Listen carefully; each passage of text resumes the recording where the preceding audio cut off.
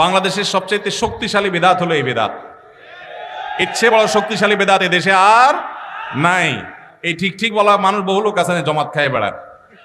এই বরগুনার আমাদের অফিসে কিছু স্টাফ আছে, বরগুনার 2-3 জন আমার পরিচিত। তো এরা, আমি শুনছি যে তাদের একটা গ্রুপ খুলছে, তারা ফেসবুকে না যেন হোয়াটসঅ্যাপে গ্রুপ খুলছে, জমাত খাওয়ার গ্রুপ। কোথায় কখন কে মরে, কোথায় কার মরার খাওয়ান হয়, ওই গ্রুপে জানাই দিলে সবাই দলে দলে সেখানে চলে যায়। এটা তারা এক এক ইউনিয়নের এক একজন মিলে এটা করছে, যাতে কোনো ইউনিয়নের জামাত যাতে মিস না হয়। তো ভাই, এটা হলো সবচেয়ে শক্তিশালী বিদআত। কেন? আমি একটা কথা প্রায় বলি, আপনি গুগলে গিয়ে, সবার হাতে হাতে এখন আজকাল মোবাইল আছে, স্মার্টফোন আছে, গুগলে গিয়া শ্রাদ্ধ লিখে সার্চ দিবেন, তালিবেশ রফালা আকার দয়ের পিঠে বড় ধ, শ্রাদ্ধ। শ্রাদ্ধ লিখে যদি আপনি সার্চ দেন, আপনি দেখবেন সার্চে যে রেজাল্ট আসবে আপনার চোখ খুলে দিবে। কি? হিন্দুদের মধ্যে একটা ধারণা আছে, সেটা হলো যদি কোনো মানুষ মারা যায়, তার মৃত্যুর পর এলাকাবাসী আত্মীয় স্বজন সবাইকে দাওয়াত দিয়ে না খাওয়ানো হলে ওই লোক স্বর্গে সোনা দানা পায়, খাওন পায় না, সে না খায় কষ্ট করে। এই জন্য ওই লোকের জন্য যে খানা দানার আয়োজন করে, ওই অনুষ্ঠানের নাম হলো শ্রাদ্ধ। ওটার নাম কি ভাই? শ্রাদ্ধ। গুগল করে দেখেন, পেয়ে যাবেন হাতের কাছে। আমাদের সাবকন্টিনেন্টে যেহেতু হিন্দু ভাইদের সাথে আমাদের সামাজিক সহাবস্থান আছে, তারা তাদের ধর্ম পালন করেন। আমি তাওহীদবাদী, আমি ইমানদার, সেই জায়গা থেকে আমি শিরকে, আল্লাহর নিকট সবচেয়ে অপরাধ মনে করে বাঁচার চেষ্টা করি, কিন্তু তারটা তিনি করেন, তারটা তিনি করে, এটা তার ব্যাপার। কিন্তু তাদের সাথে মিশার ফলে তাদের অনেক সংস্কৃতি আমাদের মুসলমানদের মধ্যে চলে আসছে, আমরা টেরও পাই নাই। এই যে মানুষ মারা যাওয়ার পরে যে খাওয়ার অনুষ্ঠান মৃত ব্যক্তির ওয়ারিসদের উপরে চাপানো হয়, এটা ওই শ্রাদ্ধ থেকে এসেছে। এটা ইসলামে নাই। ইসলামে আছে উল্টাটা। উল্টা কি? একটা মানুষ মারা গেছেন, নবী সাল্লাল্লাহু আলাইহি সাল্লাম বলেছেন অমুক মারা গেছেন, তার পরিবারের লোকদের জন্য তোমরা খাবারের ব্যবস্থা করো। কেন? কারণ তাদের রান্না করার মতো মানসিক অবস্থা নাই। আমরাও সেটা করি, অবশ্য আপনারাও করেন।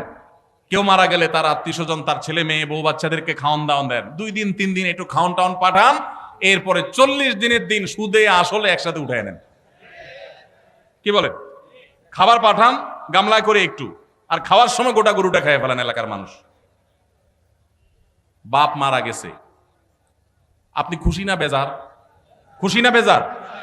আপনার মা মারা গেছে, আপনি খুশি না বেজার? যদি বেজার হন, খাওয়ানোর যত অপশন আছে, খাওয়ানোর যত উপলক্ষ আছে মানুষ খাওয়ানোর, এটা খুশি হয়ে না বেজার হইয়া? যেমন মানুষ বিয়ে করছে, খুশির চড়ে অলিমা খাওয়ায়, এটা সুন্নাত। কারোর বাচ্চা হয়েছে, খুশি, এজন্য সে আকিকা খাওয়ায়। কারোর ছেলেটা পাস করছে, সে খুশি হয়েছে, এজন্য সে আটার দলা খাওয়ায়, মিষ্টি খাওয়ায়। কিন্তু আপনার বাবা মারা গেছে, আপনার তো মনের কষ্ট। আপনি যেভাবে জিয়াফত দিচ্ছেন, আপনি যেভাবে মেজবানি খাওয়াচ্ছেন, এটা দেখে তো মনে হচ্ছে আপনি অনেক খুশি যে বাপটা চলে গেছে, এখন জমি জমার ভাগযোগগুলো আমরা পাবো। এই উসিলা সবাই খাওয়ায়। আল্লাহ আমাদেরকে হেদায়েত দান করুন। শক্তভাবে এই বেদাত আমাদের সমাজ থেকে দূর করতে হবে ইনশাআল্লাহ। আমাদের সচেতন হতে হবে। আপনার বাবা মা মারা গেছেন, ওনাদের জন্য আপনি কি করবেন? দোয়া করবেন, ইস্তেগফার করবেন, চোখের পানি ফেলবেন, দান সাদাকা করবেন। মাদ্রাসায় এতিম গরিব ছাত্ররা আছে, একবেলা খাবার টাকা দিয়ে দেন। মসজিদে কিছু ইট কিনে দেন, মসজিদের জায়গা কিনবে, সেখানে টাকা দিয়ে দেন। একজন গরিব মানুষকে কিছু টাকা দিয়ে দেন। মুর্দার তরফ থেকে সাদাকা করলে তার সব মুর্দা পায়, সেটা আপনি করেন।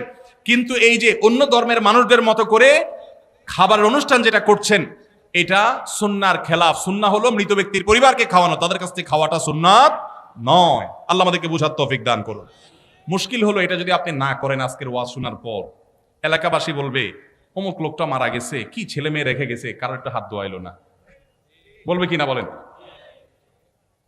কেন আপনার হাত আরেকজন দোয়াইতে হবে? আপনার হাত কি লুলা হয়ে গেছে? হ্যাঁ, আরেকজন হাত দোয়াইতে হবে, নিজের হাত নিজে দিতে পারেন না? হাত দোয়ানো মানে খাওয়ান আর কি, তাই না? এলাকাবাসী বহু কিছু বলবে, কিন্তু আপনি অটল থাকবেন যে আমি ইনশাআল্লাহ এগুলা করব, আমার বাবার জন্য, মায়ের জন্য যেটা করলে সওয়াব হবে সেটা আমি করব। নবীজি সাল্লাল্লাহু আলাইহি সাল্লামের কাছে এক সাহাবী এসে বললেন, ইয়া রাসূলুল্লাহ, আমার মা মারা গেছেন, আফা আহুজ্জু আনহা, আমি কি তার পক্ষ থেকে হজ করতে পারি? নবীজি বলেছেন, নাম, অবশ্যই করতে পারো। এগুলো হলো সুন্নাত। আমরা সুন্নাত বাদ দিয়ে এখন বেদাতকে আলিঙ্গন করে ফেলেছি। আল্লাহ আমাদেরকে হেদায়েত দান করুন।